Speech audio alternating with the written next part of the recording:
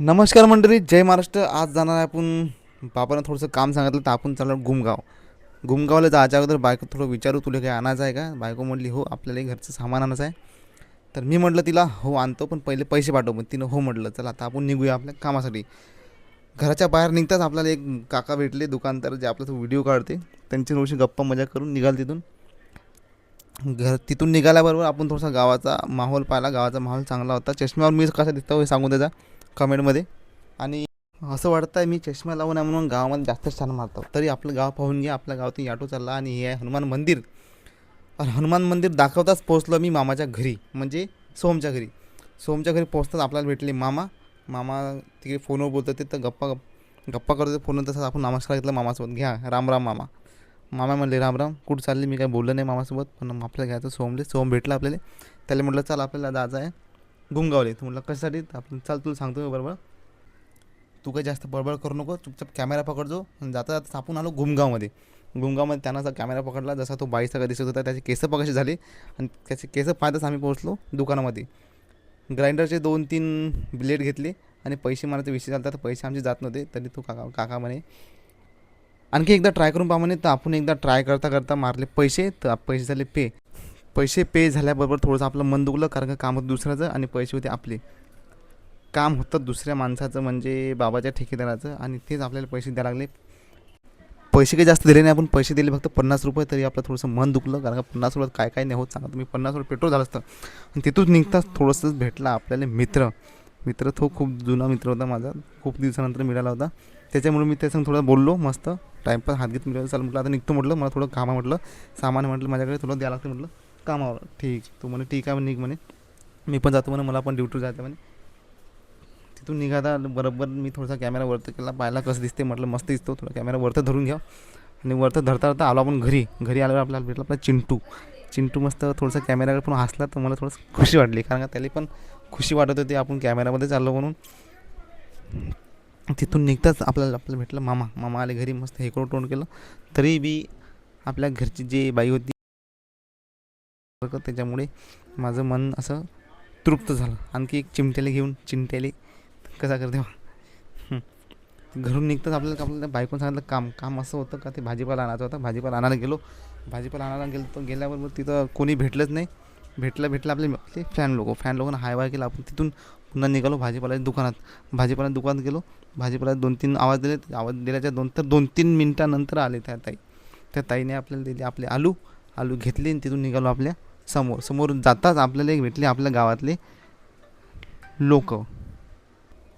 म्हणजे ते पण आपले फॅनच होते. का आपल्याला म्हणत होते बापरे तू मस्त व्हिडिओ बनवतो आकाश. म्हटलं हो. घरी आल्याबरोबर आपल्या चिंट्याला घेतलं. चिंट्याला आरशामध्ये पाहिलं, पण तो त्याला भेट होता, कारण का हा तर माझ्यासारखा दिसते म्हणे. मी याच्यासारखा दिसत. म्हटलं नाही म्हटलं, तू त्यासारखं दिसतं म्हटलं. तो म्हणे नाही म्हणे, मी त्याच्यासारखं नाही, तो माझ्यासारखा दिसते म्हणे, कारण पहिले मी आलो म्हणे, तो नाही आला म्हणे. बरं म्हटलं तू माझ्यापेक्षा हुशार आहे म्हटलं. हो म्हणे, मी सगळ्यापेक्षा हुशार म्हणे, फक्त मीच हुशार वाटत नाही म्हणे, कारण का मग मी भेलो. मग मी म्हणे काका हे कोण आहे म्हणे. म्हटलं तूच आहे म्हटलं. नाही नाही म्हणे, मी नाही आहे म्हणे. का म्हणे हा फक्त माझ्यासारखा दिसते म्हणे, हा बहुत आहे म्हणे. म्हटलं हो रे म्हटलं, बरोबर आहे म्हटलं.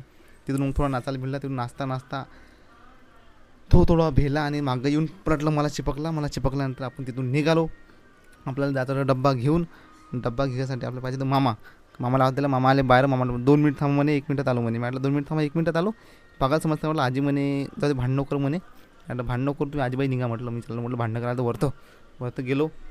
वरतं जासाठी मी उतरलो गाडीच्या खालून ठाप ठाप ठाप ठाप करत करत गेलो वरतं.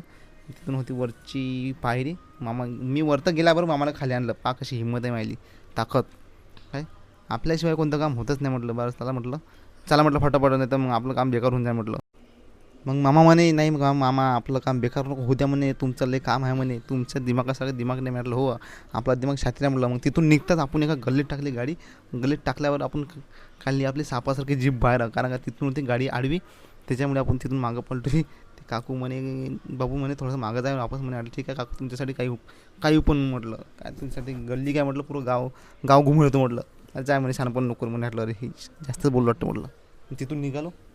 तिथून निघाल्याबरोबर गावातून आपला एक राऊंड घेतला असा. तिथून लोक पाहत होते आपले. लोक म्हणे हे बाहेर कुठं कर म्हणे, कॅमेऱ्यासमोर ठेवून नुसतं गाडी चालवते. म्हटलं हो काका तुम्ही काही पण म्हणा, मी कॅमेऱ्यासमोरच बोलतो म्हटलं, असं बोलत नाही म्हटलं, कारण का आपल्याला असं बोलणंच येत नाही म्हटलं. मग तिथून आपला कॅमेरा घेतला वरतं साईडले भाऊ होते. भाऊ म्हणे मी काही कॅमेऱ्यामध्ये येत नाही म्हणे, मी यातून मागं, कारण तुम्ही स्पीडमध्ये गाडी चालवता म्हणे, आपल्या स्पीडमध्ये काही जमत नाही म्हणे. म्हटलं काका स्पीडमध्ये आपण पण चालत नाही, आपण फक्त फास्टमध्ये व्हिडिओ केला म्हटलं. समोर निघतंच आपल्याला भेटलं ट्रॅक्टर. और बापरे म्हटलं आपला याचा तो डब्बा अवधूत भाऊचा डब्बा. अवधूत भाऊ याचे पैदल समोर होते. तिथे एक लेडीज गार्ड होती, लेडीज गार्डकडे आपण दिला डब्बा. बाई म्हटलं हे डब्बा घेऊन गेलो, अवधूत भाऊला देऊन देतो म्हटलं. मग ते जाताच अवधूत भाऊ भेटले आपले. मामा म्हणे अवधूत भाऊचा डब्बा आला म्हणे, तर अवधूत भाऊ संग रामराम घेतो म्हणे. म्हटलं ठीक आहे रामराम घेऊन घ्या. ते रामराम घ्यायच्या पहिले आम्ही तिथून निघालो. तिथून निघाल्याबरोबर गेलो कामावर. आणि कामावर पोचताच आपले हिरो लोक होते तिथं. आपले हिरो लोक म्हणजे कोण, आपले खंडू काका, योगेश, सौरव, असे मोठे मोठे हस्ते होते. तिथे गेलाच मग म्हटलं चला हे काय करताय, हे तर असे तिरपे बार करताय. म्हटलं चला आपण पण करून घेऊ थोडेसे, आपण मग कामाला लागून घेऊ. म्हटलं चला हळ म्हटलं अलग, चला मला करू द्या म्हटलं काम, तुमच्यापेक्षा मला चांगलं जमते म्हटलं. मग भिडलो मी कामावर. पाहून घ्या माझं काम कसं आहे तर तुम्ही. 1 2 साडे माडे 3 गो स्टार्ट. यू डिस्क डिगरी डिस्क टिकरी डिस्क डिगरी डिस्क टिकरी डिस्क डिगरी डिस्क. पाहून घ्या आपलं काम कसं येईल. तुम्हाला म्हटलं तुम्ही हल्लं का, म्हटलं तुम्हाला काही काम जमत नाही बरोबर. घेतला टेप, घेतला माप निघाला आपला चुकीचा. सौर्या म्हणे काय निघाला म्हणे, तू काम करा म्हणे, काम जमत नाही. काका घेतला टेप हातून, थांब पाहू दे म्हणे टेप बरोबर आहे का म्हणे, माप बरोबर आहे का म्हणे. म्हटलं माप घे म्हटलं, पाय पैसा म्हटलं माप म्हटलं, एक कमी नाही म्हटलं, जारा नाही म्हटलं. सौर्या हसला. सौर्या म्हणे काही ना काही घापला आहे म्हणे. म्हटलं काहीच घापलं नाही म्हटलं. घापलं असं म्हणायचं म्हटलं. जेवता मी लावला त्याच्या नाकाला टेप. तो होता योगेश. त्याला लागली ते जोरात भूक डुकऱ्यासारखी. कारण तू म्हणे आकाश लवकर डब्बा आणून दे म्हणे, लय जोरात भूक लागली म्हणे. तो बसला मग सौर्या बसला. म्हटलं खंडू काका तू जेवण करून घे. मी जेवत नाही म्हणे, आपल्याला भूकच नाही म्हणे, आपल्याला जोपर्यंत आपल्या पोटात जात नाही म्हणे तेव्हापर्यंत आपण जेवत नाही म्हणे. म्हटलं काय जात नाही म्हणे पोटात, अरे ते सांगायची गोष्ट नाही म्हणे, आपली पर्सनल आहे म्हणे. बरं ठीक आहे म्हटलं, तुम्ही जेवण करून घ्या म्हटलं, आता मी निघतो म्हटलं घराकडे जासाठी. आणि दुसरी गोष्ट योगेशले पाहिजे पैसे कामाचे, आणि ते पैसे बाबांनी दिले ते आपल्या इकडे. आणि योगेश म्हणे आकाश भाऊ यार पैसे दे म्हणे यार, असं तर म्हणे बाबांनी दिले असेल त्याकडे. म्हटलं हट माझ्याकडे नाही दिले म्हटलं. दिले यार म्हणे, दे म्हणे लईसाची यार म्हणे, पैसे नाही पाहिले म्हणे, मोजू तरी देऊ म्हणे माझ्याकडे म्हणे, मोजू तर दे म्हणे पाहुणे की त्या पाहू दे म्हणे, नाही घेत म्हणे, नंतर देतो मग संध्याकाळी. मी म्हटलं नाही मी मोजू देत नाही म्हटलं, का मोजायला दिले तू, मी तुले बोट दाखवतो तू हात पकड म्हटलं, तरी तू मागा धावला, मी दूर धावलो.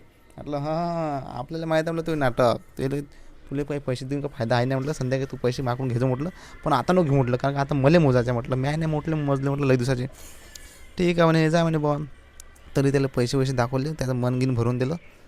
ठीक आहे जातो म्हटलं आता घराकडे. मग आम्ही मामा म्हटलं चला बसा म्हटलं मामा. मग आम्ही तिथून 2 मिनटं तर थांबल्याबरोबर तिथून निघालो. मोबाईल घेतला वरतं.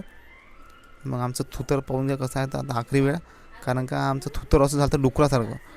जाता जाता भेटला आपला खेकडा म्हणजे पोकलॅन मशीन. आपल्याला जायचं याच रस्त्यानं, तर आपल्याला जागा काही भेटत नव्हती. तरी आपण काही ना काही करून जुगाड करू म्हटलं. तिथून काढली मग गाडी थोडी समोर काढताच भेटला आपल्याला एक टर्नून काढली गाडी. पण आपली काही झाली गाडी बंद, तिथून आपली फाटली होती. कारण का मागं होते पोकल्यान, आपल्याला जर चप्पू केलं तर आपण ओळखून नसतो आलो कसं कोण आहे कोण नाही म्हणून. आम्ही तिथून निघालो फटाफट तिथून निघालो. वरतून ऊन खूप होती, त्याच्यामुळे आम्ही आलो घरी आलो पाहतो चिंट्याची ढोंगण तर म्हटलं अरे हे तर कोणतं झोपणे म्हटलं, हे तर फॅशन म्हटलं झोपणं म्हटलं, कारण अशी तर फक्त एकच जण झोपते, ते आमच्या घरची पिवळी. ते एवढे बोलून चला आता आपण आपला ब्लॉग इथंच खतम करू.